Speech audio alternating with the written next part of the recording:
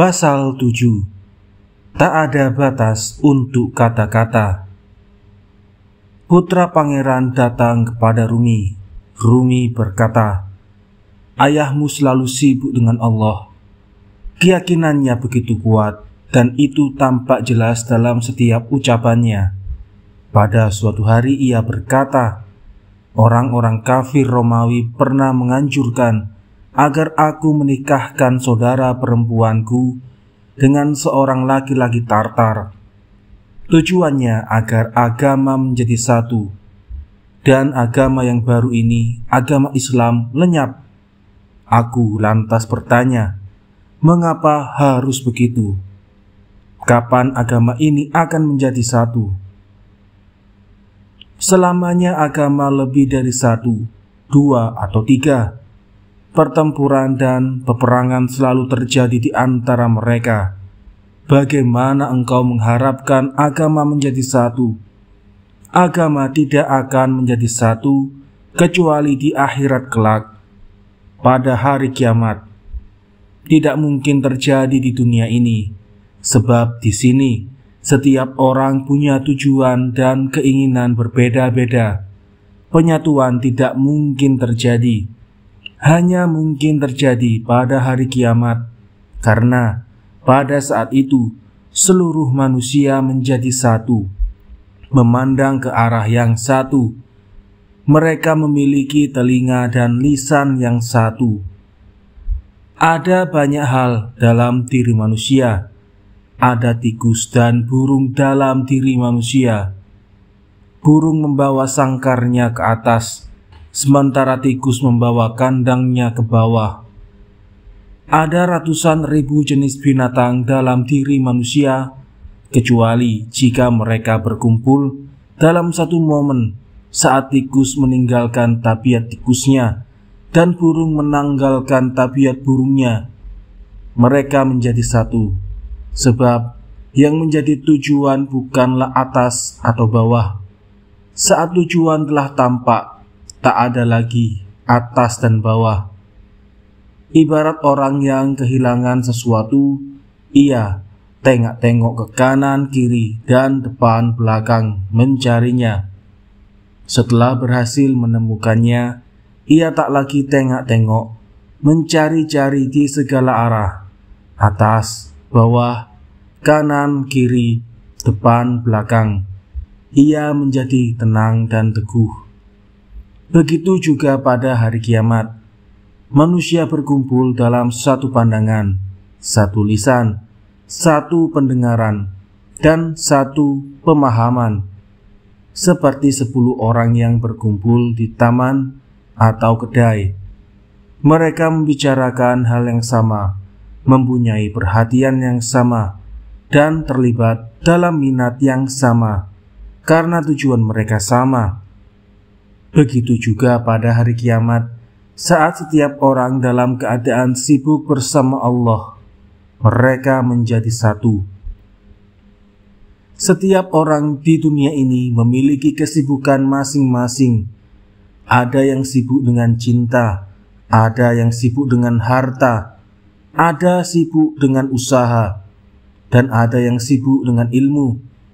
Semua meyakini bahwa terapi, kegembiraan, kebahagiaan, dan kenyamanan ada pada hal-hal tersebut. Itu adalah rahmat Allah. Seseorang pergi ke suatu tempat dan mencarinya.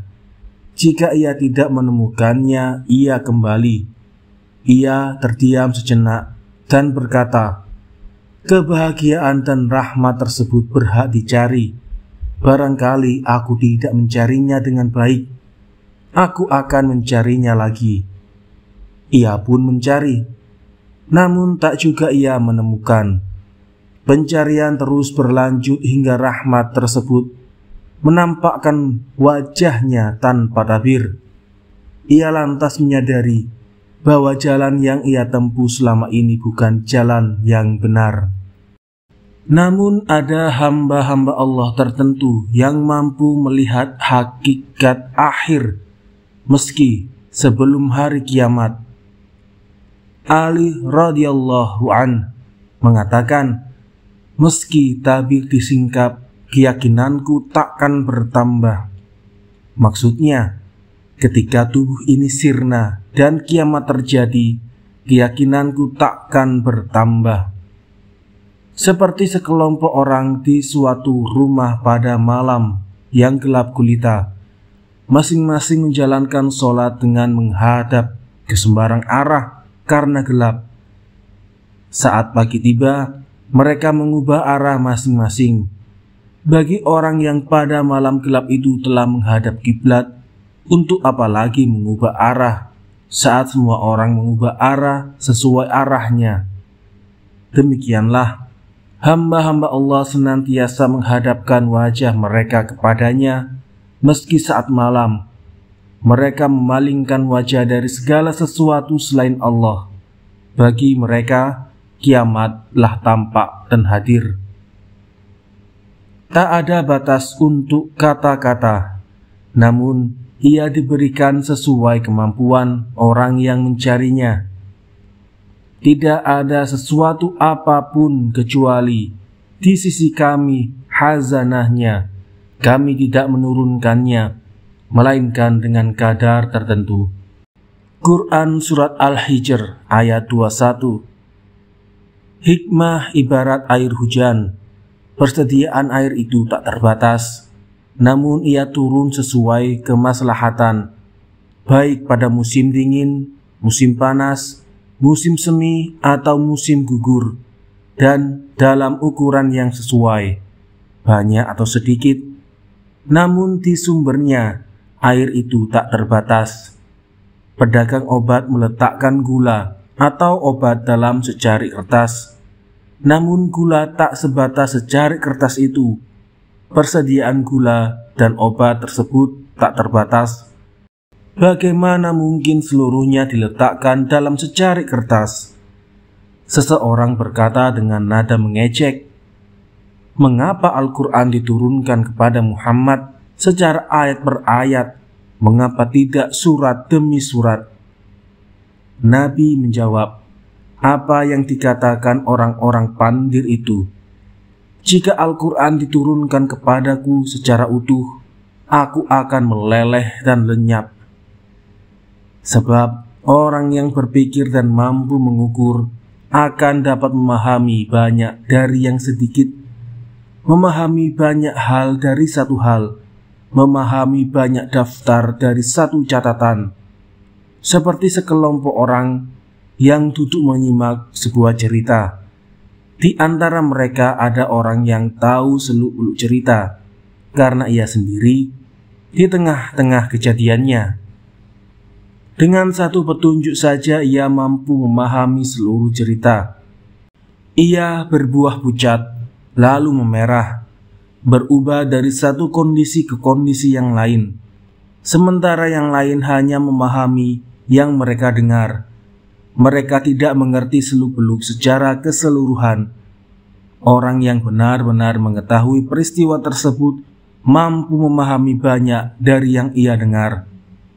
Kembali, jika kau mendatangi penjual obat, kau akan melihat banyak gula, namun ia akan melihat berapa uang yang kau bawa, dan ia akan memberimu gula senilai uang itu. Uang di sini maksudnya adalah kesungguhan dan keyakinan. Kata-kata akan diberikan kepada seseorang sesuai kadar kesungguhan dan keyakinannya. Jika kau datang untuk mendapatkan gula, mereka akan melihat seberapa besar wadah yang kau bawa. Mereka akan menimbang sesuai dengan wadah itu, segantang atau 2 gantang. Namun jika ada yang datang dengan membawa kawanan unta dan wadah-wadah besar, mereka akan menghadirkan tukang timbang. Ada orang yang baginya lautan pun tak cukup. Ada orang yang merasa cukup hanya beberapa tetes air, akan membahayakannya jika lebih dari itu. Ibarat ini tak hanya berlaku dalam dunia ide, keilmuan dan hikmah, tapi berlaku dalam segala hal. Jumlah benda-benda berharga, emas, dan barang-barang tambang tak terbatas. Namun semua itu akan didapat menurut kadar kemampuan seseorang, sebab seseorang takkan mampu menanggung lebih banyak daripada kemampuannya, atau ia akan gila. Lihatlah Majnun, Firhat, dan sosok-sosok lain yang dimabuk cinta. Mereka mendaki gunung dan menjelajahi gurun demi cinta mereka kepada wanita. Mereka menanggung beban cinta dan gairah yang lebih besar daripada yang mampu mereka tanggung. Lihatlah Fir'aun, ia dianugerahi kekuasaan dan harta melebihi kemampuan untuk memilikinya. Ia mengaku Tuhan. Tidak ada sesuatu apapun kecuali di sisi kami khazanahnya. Quran Surat Al-Hijr ayat 21. Tidak ada apapun, kebaikan dan keburukan, kecuali khazanahnya ada di kami. Khazanah tak terbatas, hanya saja kami menurunkannya sesuai kadar kemaslahatan. Benar, ada orang yang punya keyakinan, tapi ia tidak tahu pada apa ia meyakini. Seperti anak kecil yang memiliki keyakinan bahwa ia akan punya roti untuk dimakan, tapi ia tidak tahu dari mana roti itu datang. Begitu pula tentang tumbuhan, pohon menguning dan mengering karena haus, tetapi ia tidak mengerti apa itu haus. Keberadaan manusia ibarat bendera. Pada awalnya bendera dinaikkan ke udara, kemudian para tentara disebar ke seluruh penjuru, di mana hanya Allah yang tahu. Akal dan pemahaman, kekerasan dan kemarahan, kesabaran dan kemurahan hati, ketakutan dan harapan, serta kondisi dan sifat yang tiada batasnya. Orang yang melihat dari kejauhan hanya dapat melihat bendera, sementara yang melihat dari dekat akan mengetahui mutiara dan hakikat yang ada. Seseorang datang, Rumi kemudian bertanya, "Kemana saja dirimu? Kami merindukanmu. Mengapa kau menjauh dari kami?" "Begitulah takdir berlaku," jawab orang itu. "Kami meminta kepada Allah agar Ia mengubah dan menghilangkan takdir-takdir itu," jawab Rumi. Takdir yang menyebabkan perpisahan adalah takdir yang tak layak. Benar, demi Allah, takdir perpisahan itu memang dari Allah. Ia baik jika dinisbahkan semata kepada Allah.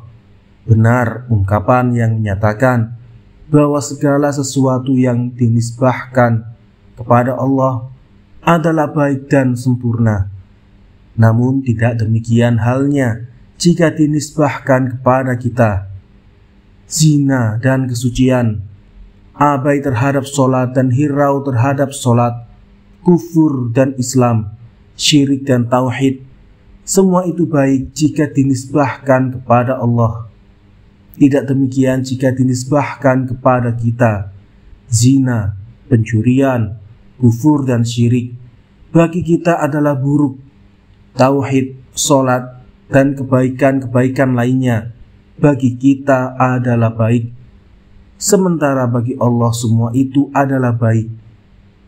Seperti seorang raja yang memiliki penjara dan tiang gantungan, jubah kehormatan dan kekayaan, properti dan pembantu, pesta dan perayaan, tambur dan bendera. Bagi raja, semua itu adalah bagian kesempurnaan kerajaannya. Bagi rakyat biasa, bagaimana bisa jubah kehormatan dan tiang gantungan menjadi satu?